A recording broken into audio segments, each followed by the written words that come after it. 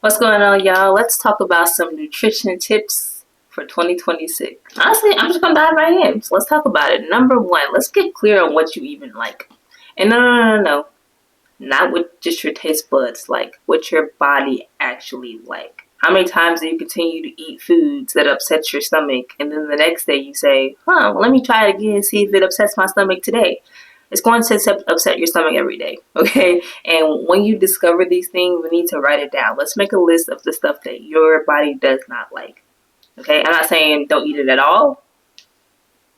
That would be good. But I'm not saying that, but we can limit it and reduce it. 'Cause maybe you have an intolerance. Maybe when you eat 5 slices of pizza, that's when your stomach's like, okay, that was a lot of cheese. Maybe if you have 1 or 2 slices, you're good, right?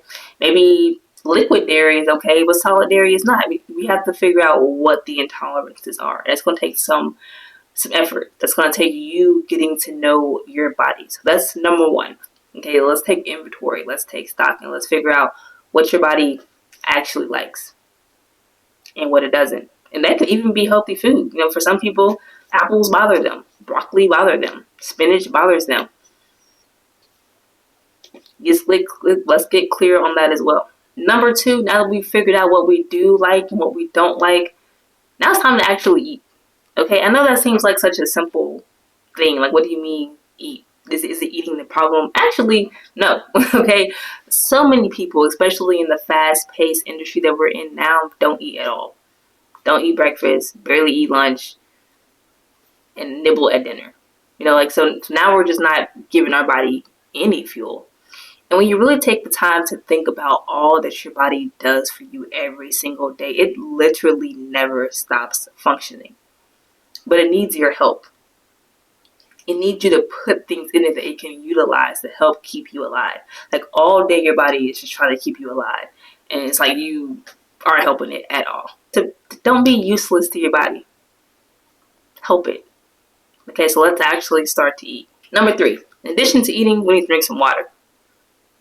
Please start drinking some water. Okay? And no, things that have water in them do not count. Yeah, the tea has water, doesn't count. Yeah, the fruit juice has water, does not count. I'm just talking about some pure water. Let's just try to put that in our bodies a little bit more this year. Okay, now let me kick the basic things out. Let's get more specific. Okay, number 4, protein. Protein is not just for those that work out. Okay, yes, protein is the building blocks to muscles. And so that's a partial reason why we need protein. But everyone needs muscle. Okay, your muscles protect your bones. So without the muscles, your bones would be exposed, they'd be fragile, they'd be broken. Okay, so we need the skeletal muscle system. Okay, that's one thing. But protein also has a lot of jobs in our body. They transport. I've made videos on the functions of protein in our bodies, but just know they do a lot. Okay, so we need protein for that, for our immune system, for the transport of other enzymes and things in our bodies from one place to another, to help with the cellular reaction, like all these metabolic processes protein does. So we need to be eating it. How much to eat? On a bare minimum, just take your body weight, multiply that by 0.4. That's your bare minimum protein requirements, okay? And then the more active you are, the more you work out, the more you break down muscle in your body, that's when you're going to need to start eating more protein. But at the bare minimum, we need to be eating protein. And so you want to consume that at least with every meal, some form of protein. If you're more on the animal side, that's your chicken, that's your salmon, that's your turkey, that's your, that's your pork, that's your beef, that's your venison, that's whatever animal you like, they got some protein, okay? If you're more on the plant-based side, that's your seeds, your nuts, your tofu, your vegetables as well, broccoli, spinach, all these things have protein in it as well. So add these things to your diet. Our next one is going to be vegetables and fruits. We need to add micronutrients, vitamins, and minerals into our system. And the most is contained in our fruits and vegetables. Okay, yes, you're going to get some in your animal protein. If you don't eat animal protein, guess what? you're missing those, right? So, and if you're plant-based, you're probably, at least I would hope, because some people, they're plant-based, but then they still buy like processed things, like processed, imitation chicken nuggets, and like, what I'm saying? So that's also being stripped of nutrients. So when I say plant-based, I mean like a whole foods kind of diet, okay? But if you are on that kind of diet, then you should be eating lots of fruits and vegetables already. But that is where your vitamins A, K, E, D, F, all those are in your body. And then, fun fact, we have fat soluble vitamins, okay? And your body can store those, yes, from weeks, maybe up to like a year, depending on what vitamin we're talking about. So those you don't need to eat as regularly, right? But all the other ones, all the water soluble vitamins, those leave your body almost daily. So you really do need to replenish them, okay? Because your body is using those vitamins again for all those processes in your body. And you'd be surprised on how energetic, how more clear your skin is, how more your hair and nails grow, and just how you have less inflammation and less sluggish, and all these things if you just added those nutrients to your diet. Okay, so with every meal, we got the protein. That was the last tip, right? But now we're also going to work on adding some fruit and vegetables with every meal as well. So on the plate, we need protein and we need a fruit and or vegetable. Okay, easy peasy lemon squeezy. My next tip is figure out what you can cook and then figure out what you refuse to. Okay, when you figure out what you can cook it. You know what I mean? To go back to making this a priority. We're talking way back in the older times.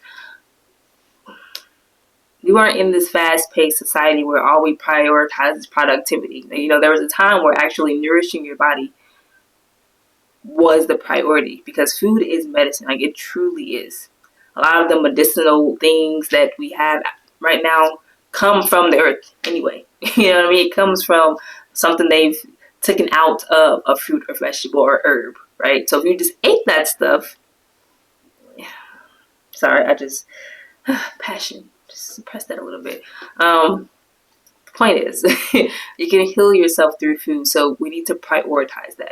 Nothing is more important than your health every single day, okay? So I'm not saying you need to cook every day, but at least have one day a week where you spend time preparing something that nourishes your body. So get a small list of stuff that you are willing to tolerate cooking if you're not a cooker. Like, these are the 4 things that I don't mind making, and just rotate through those.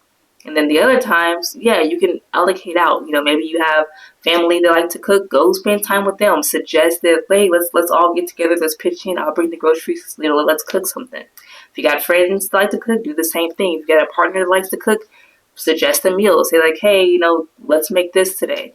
But we need to get back to kind of making our own foods. Okay, that way we can eat more whole and allow those nutrients to get absorbed into our bloodstream. Okay, so let's just limit the amount of fast food we are consuming. Think about whatever your favorite fast food places are and just try to replicate some of those things at home. Like, yeah, I get it. It's not going to be the same. I know that. Okay, but we're opting in for convenience and we're often opting in for comfort. Okay, but if we can give ourselves comfort at home, we won't be looking for those things elsewhere. And if we can plan ahead by cooking for ourselves at least one day a week, we already have that convenience. Like, okay, well, I already have food that I meal prepped at home in the fridge. That's convenient for me. I don't have to go home and cook a whole meal. I already have something. All I have to do is heat it up. Okay, so 2026, we are taking control of our health just a little bit. We're saving money on doctor's visits. We're saving money on being sick and having to take days off of work. We're saving ourselves, just tired of being tired of being congested, tired of having a stuffy nose, tired of being sick. Food, nutrition is what's going to change that.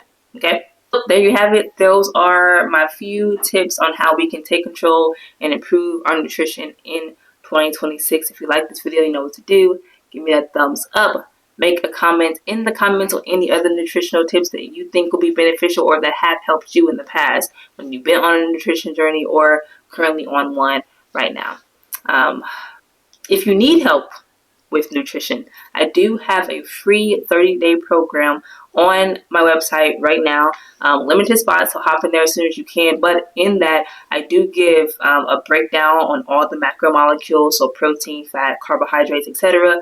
I give you some meal ideas. I give you some days like where you can prep those. Like it's a whole shebang. So check that course out, enroll in it, and just allow yourself to utilize that as the fire to get through this year. I'll catch you in my next video, and as always, don't forget to crush it.